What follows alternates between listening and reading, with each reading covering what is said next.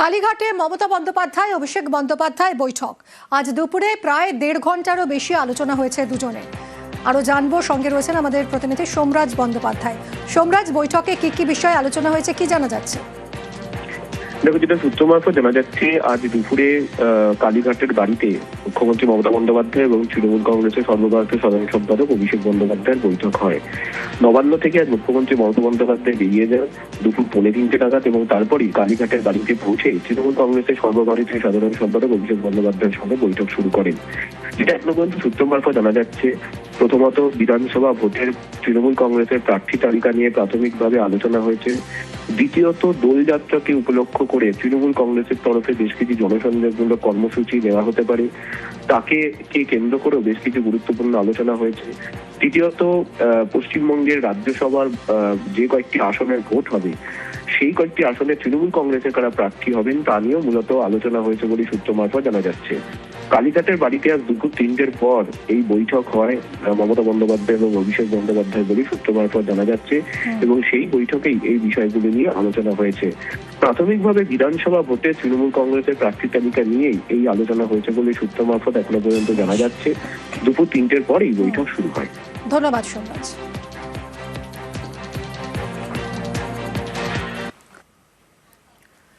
কাল সুপ্রিম কোর্টে ফের এসআইআর মামলার শুনানি। বাংলার এসআইআর মামলার শুনানি শীর্ষ আদালতে। কথা বলবো, মৈত্রী আমাদের প্রতিনিধি রয়েছেন সরাসরি। মৈত্রী, কখন রয়েছে শুনানি, কত নম্বরে রয়েছে, আর কি কি জানা যাচ্ছে? দেখো, আগামীকাল প্রধান বিচারপতি সূর্যকান্তর বেঞ্চে বেলা 31 নম্বরে এই মামলাটি নথিভুক্ত রয়েছে, এবং যদি সব ঠিক থাকে তাহলে বেলার মধ্যে 12টা থেকে 1টার মধ্যেই মামলা ওঠার সম্ভাবনা রয়েছে। এবং যদি প্রধান বিচারপতি চান, তিনি একেবারে শুরুতেই মামলা শুনানি করতে পারেন। তবে সবটাই নির্ভর করছে আগামীকাল প্রধান বিচারপতির তরফ থেকে কি সিদ্ধান্ত নেওয়া হয় তার উপরে। শেষ দিন মামলা হয়েছিল, এই মামলা শুনানি হয়েছিল, সেদিন আমরা দেখেছিলাম যে রাজ্যের তরফ থেকে জাতীয় নির্বাচন নিজেদের যে তারা যেরকম ভাবে জানিয়েছিলেন সেই অনুযায়ী কর্মী দেওয়া হয়েছিল। 8,505 জন কর্মীকে বহাল করা হয়েছিল রাজ্যের তরফ থেকে, এবং একই সঙ্গে তাদেরকে মাইক্রো অবজারভারের বদলে দায়িত্বে এবং এইআরওর বদলে দায়িত্বে নেওয়ার কথা, কাজে লাগানোর কথা সর্বোচ্চ আদালত নির্দেশ দিয়েছিল। এবং একই সঙ্গে সর্বোচ্চ আদালত এটাও বলে দিয়েছিল যে মাইক্রো অবজারভারের কোনো রকমের কোনো সিদ্ধান্ত, চূড়ান্ত সিদ্ধান্ত নেবে না। চূড়ান্ত সিদ্ধান্ত চূড়ান্ত সিদ্ধান্ত নেবেন ইয়ারোরাই। সেই পরিস্থিতিতে দাঁড়িয়ে এখন দেখার যে তৃণমূলের মমতা বন্দ্যোপাধ্যায় তিনি তো বটেই, এবং তার সঙ্গে সঙ্গে অন্যান্য পিটিশনার যারা রয়েছে তাদের থেকে নির্বাচন জানানো হয়। চূড়ান্ত ভোটার তালিকা প্রকাশে কি আরো দেরি হবে? এসআইআর এ 60 লক্ষ অভিযোগের নিষ্পত্তি এখনো বাকি। সময় কি সব অভিযোগের নিষ্পত্তি হবে? সংশয়ে খোদ রাজ্যের সিইও দফতর। 21শে ফেব্রুয়ারি অভিযোগের নিষ্পত্তির শেষ দিন, আর এখনো 5 লক্ষ নথি যাচাই করেননি ডিএমরা। 25 লক্ষ নথি এইআরওদের কাছে জমা রয়েছে। 30 লক্ষ ভোটারের নথি ফের যাচাই হবে। তবে কি ফের বাড়বে সময়সীমা? সিইওর মন্তব্যে জল্পনা। ডিএমদের কাজে গতি বাড়ানোর নির্দেশ সিইও দফতরের।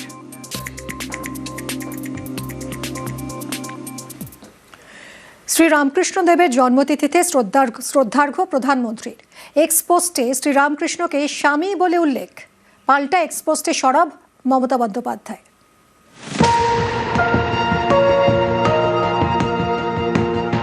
1836 সাল হুগলির কামারপুকুরে জন্ম হয় গদাধর চট্টোপাধ্যায়ের। পরবর্তীকালে তিনি হয়ে ওঠেন শ্রী শ্রী রামকৃষ্ণ পরমহংসদেব। বৃহস্পতিবার তাঁর জন্মতিথিতে এক্স পোস্টে শ্রদ্ধা জানান প্রধানমন্ত্রী নরেন্দ্র মোদী। স্বামী রামকৃষ্ণ পরমহংসজিকে তাঁর জন্ম জয়ন্তীতে শ্রদ্ধাঞ্জলি। উনি যেভাবে আধ্যাত্মিকতা এবং সাধনাকে জীবনের শক্তিরূপে প্রতিষ্ঠা করেছেন তা যুগ যুগ ধরে মানবতার কল্যাণ করবে। তাঁর সুবিচার এবং বাণী সর্বদা অনুপ্রেরণা হয়ে থাকবে। এই পোস্টে রামকৃষ্ণদেবকে স্বামী উল্লেখ করেছেন প্রধানমন্ত্রী। এর পাল্টা এক্স পোস্ট করেছেন মুখ্যমন্ত্রী। মমতা বন্দ্যোপাধ্যায় লিখেছেন, আবারও হতবাক, আবারও আমাদের প্রধানমন্ত্রী বাংলার এক মহান ব্যক্তিত্বের প্রতি তার সাংস্কৃতিক অসংবেদনশীলতাকে আগ্রাসীভাবে দেখিয়েছেন। বৃহস্পতিবার যুগাবতার শ্রী শ্রী রামকৃষ্ণ পরমহংসদেবের জন্মতিথি। তাকে সম্মান জানানোর চেষ্টা করতে গিয়ে প্রধানমন্ত্রী মহান সাধকের নামের সঙ্গে অনুপযুক্ত উপসর্গ স্বামী যুক্ত করেছেন, যেখানে শ্রী রামকৃষ্ণকে ঠাকুর হিসেবেই সম্মান জানানো হয়। ঠাকুর হলেন শ্রী শ্রী রামকৃষ্ণ পরমহংসদেব, মা হলেন মা শারদা এবং স্বামীজি হলেন স্বামী বিবেকানন্দ। প্রধানমন্ত্রীর কাছে বিনীত অনুরোধ, আধুনিক ভারত গড়ে তোলা বাংলার যুগান্তকারী এসব ব্যক্তিত্বদের জন্য নিত্য নতুন উপসর্গ এবং প্রত্যয় আবিষ্কার করবেন না।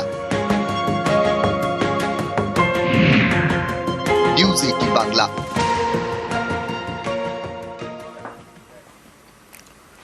বারবার বাঙালি অস্মিতায় আঘাত, এ নিয়ে রাজনৈতিক তরজা তো হচ্ছে। এই প্রশ্নটাও উঠছে যে বাঙালি বিশিষ্টদের সম্পর্কে বলার সময় কেন বারবার এমন ভুল? স্বামী রামকৃষ্ণ পরমহংসদেব, কিন্তু এটা অবিলম্বে ওনার উচিত সংশোধন করা। স্বামী শব্দটা অন্য সন্ন্যাসীদের ক্ষেত্রে সাধারণ অর্থে যে প্রয়োগ হয়, ঠাকুর শ্রী শ্রী রামকৃষ্ণ দেবের ক্ষেত্রে সেটা যে প্রযোজ্য নয়, এটা নরেন্দ্র মোদী আর বিজেপিকে কে বোঝাবে?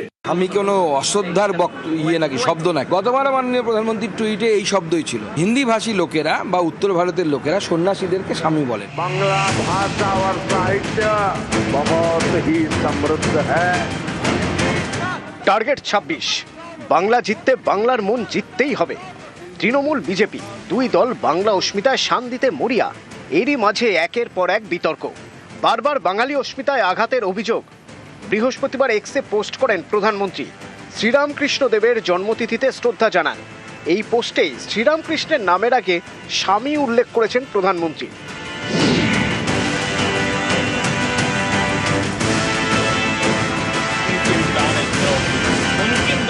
এই প্রথম নয়, এর আগেও বাঙালি মনীষীদের নাম নিয়ে বিতর্ক হয়েছে। যেমনটা হয়েছিল গত ডিসেম্বরে বন্দে মাতরমের 150 বছর উপলক্ষে লোকসভায় আলোচনা। সেখানে বক্তব্য রাখতে গিয়ে প্রধানমন্ত্রীর মুখে শোনা যায় বঙ্কিম দা।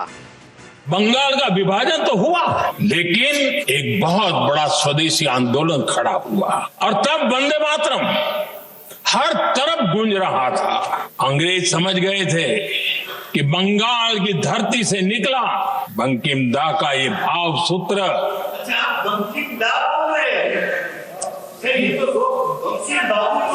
बंकिम बाबू बोले। अच्छा, thank you thank you thank you thank you thank you आपकी भावनाओं के लिए मैं आदर करता हूं। बंकिम बाबू ने थैंक यू दादा, थैंक यू। हाँ,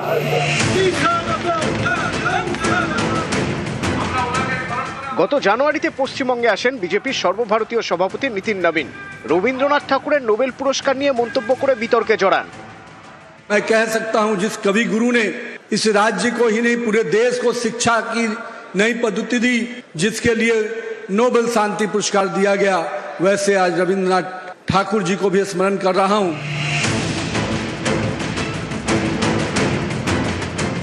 গত নভেম্বরে বাঙালির গর্ব রাজা রামমোহন রায়কে নিয়ে মন্তব্য করে বিতর্কে জড়িয়েছিলেন বিজেপি শাসিত মধ্যপ্রদেশের উচ্চশিক্ষামন্ত্রী ইন্দর সিং পারমার। से आगे बढ़ते तो संतान पढ़ाना आता था, आज का झारखंड में, पहले बिहार में था। वहां तक अंग्रेजी शिक्षा के माध्यम से इस देश के लोगों की आस्था बदलने का दुष्यंत कर रहा था, और जिसमें इस देश के कई सारे लोगों को फर्जी समाज सुधारक अंग्रेजों ने बना रखा था, जिसमें एक राजा राम मोहन राय भी थे। वो भी अंग्रेजों के दलाल के रूप में देश में काम करते रहे हैं। এবার স্বামী রামকৃষ্ণতে বিতর্ক। প্রধানমন্ত্রী তিনি বাংলা এবং বাঙালি সংস্কৃতির প্রতি জ্ঞানের আবার আজকে একটা স্বাক্ষর তিনি রেখেছেন, নমুনা তিনি রেখেছেন। বঙ্কিমদা থেকে শুরু করে প্রধানমন্ত্রীর যাবতীয় বাঙালি সংস্কৃতি সম্পর্কে কেন গায়ে পড়ে যেচে অপমান করা। শ্রী শ্রী রামকৃষ্ণদেব বলতে পারতেন, ঠাকুর রামকৃষ্ণদেব বলতে পারতেন, রামকৃষ্ণদেব পরমহংস বলতে পারতেন। যে বিশেষণ বিবেকানন্দের আগে প্রযোজ্য, সেই বিশেষণ কেন তিনি রামকৃষ্ণদেবের আগে লাগাচ্ছেন তা সত্যি আমাদের কাছে ধোঁয়াশা আমি কোনো অশ্রদ্ধার নাকি শব্দ নাই। গতবার মাননীয় প্রধানমন্ত্রীর টুইটে এই শব্দই ছিল। হিন্দি ভাষী লোকেরা বা উত্তর ভারতের লোকেরা সন্ন্যাসীদেরকে স্বামী বলেন। গতবারও এই টুইট হয়েছিল। গতবার কিন্তু মুখ্যমন্ত্রী এই কথা বলেননি, এবার বলছেন, কারণ এবার ভোটটা আছে, ওনার বাঙালি সেন্টিমেন্টে ভোট করতে হবে। নিউজ 18 বাংলা। আচ্ছা, কার নামের আগে স্বামী আর কার নামের আগে ঠাকুর বসে বলুন তো?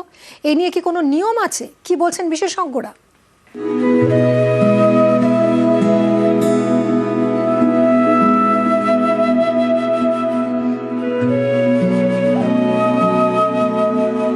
ঠাকুর রামকৃষ্ণদেব, তার শিষ্য স্বামী বিবেকানন্দ, একজন সাধক আর একজন সন্ন্যাসী। দুজনের নামের আগে দুটি আলাদা উপসর্গ ব্যবহার করা হয়।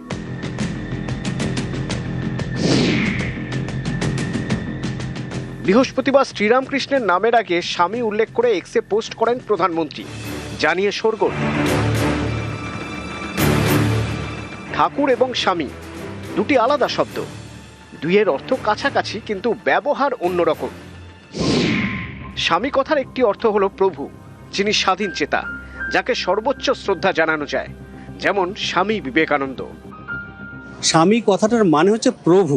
বিবেকানন্দের পাশে এই যে স্বামী নামটা দেখে পাশ্চাত্যে যখন বক্তৃতা গিয়েছিলেন, তখন কলকাতার মানুষেরা স্বামী বলতে অন্য কোনো সাউথ ইন্ডিয়ান কোনো মনীষী বা সাউথ ইন্ডিয়ান কোনো পণ্ডিত ব্যক্তির নাম মনে করেছিলেন। ঠাকুর কথার অর্থ যিনি ঈশ্বরের অবতার। রামকৃষ্ণ দেবের নামের আগে তাই ঠাকুর শব্দটি ব্যবহার করা হয়।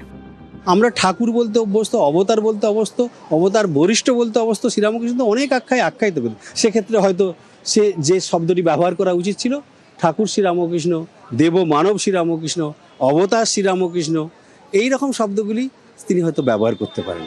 সেটাতে কাউকে ছোট করা হয় না। নিউজ 18 বাংলা।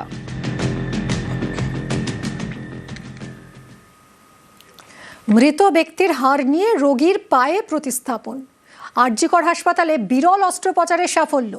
চিকিৎসকদের দাবি, মৃতের হাড় নিয়ে প্রতিস্থাপন পূর্ব ভারতে এই প্রথম।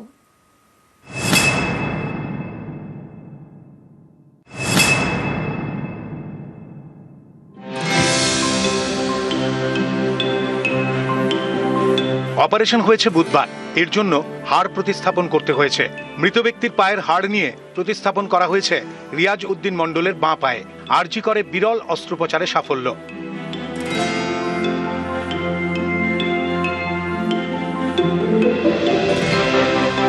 উত্তর 24 পরগনার বারাসাতের কাছে বিড়া। এখানকার বাসিন্দা রিয়াজ উদ্দিন মণ্ডল, বয়স 31, ঠিকা শ্রমিকের কাজ করেন, বাড়ির একমাত্র রোজগারে।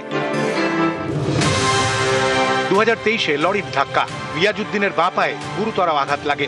আরজি করে রিয়াজউদ্দিনের চিকিৎসা শুরু হয়। দুবার অপারেশন করেও লাভ হয়নি।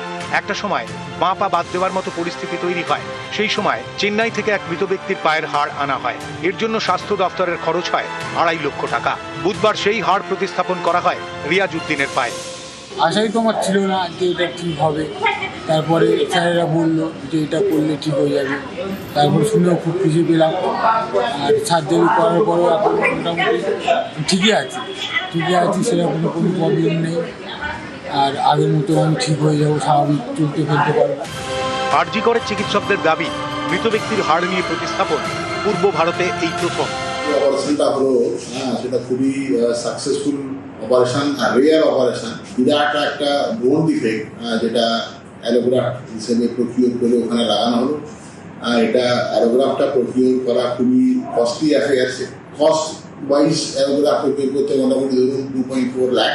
এই ধরনের অপারেশন এখানে ইস্টার্ন ইন্ডিয়াতে খুব রেয়ার হয়নি, আর কলকাতাতে দিস দ্য ফার্স্ট টাইম। এই পেশেন্টের একটা দুর্ভাগ্যজনক অবস্থা দাঁড়িয়েছিল যে 31 বছর বয়সে মাত্র ওর ফিমার বোনের একটা দিক পুরো নষ্ট হয়ে গেছিল, ল্যাটারাল সাইড আর ল্যাটারাল ফিমার কন্ডাইল। সেটা অন্য একটা মৃত পেশেন্টের অস্টিওকন্ডল গ্রাফ নিয়ে, যেটাকে আমরা অস্টিওকন্ডল অ্যালোগ্রাফ নিয়ে থাকি, সেইটা রিপ্লেসমেন্ট ছাড়া এনার অন্য কোনো অপশন পাইনি। অপারেশনটা সাকসেসফুলি আরজি করে হয়েছে। ওয়েস্ট বেঙ্গলে প্রথমবার হচ্ছে এবং ইন্ডিয়াতেও এটা খুব কমনলি হয় না। অপারেশনের পরে সুস্থ আছে এবং ভালো আছে, রিকভার করছে ভালোই। রিয়াজউদ্দিন আবার ভালোভাবেই হাঁটতে পারবে। আর এই গোটা প্রক্রিয়াটা সম্পূর্ণ বিনামূল্যেই হয়েছে। আরজিকর মেডিকেল কলেজ হাসপাতাল সূত্রে জানা যাচ্ছে পূর্ব ভারতে প্রথম এইরকম হাড় প্রতিস্থাপন করা হলো। ক্যামেরায় সনতের সঙ্গে অভিজিৎ চন্দ, নিউজ 18 বাংলা, কলকাতা।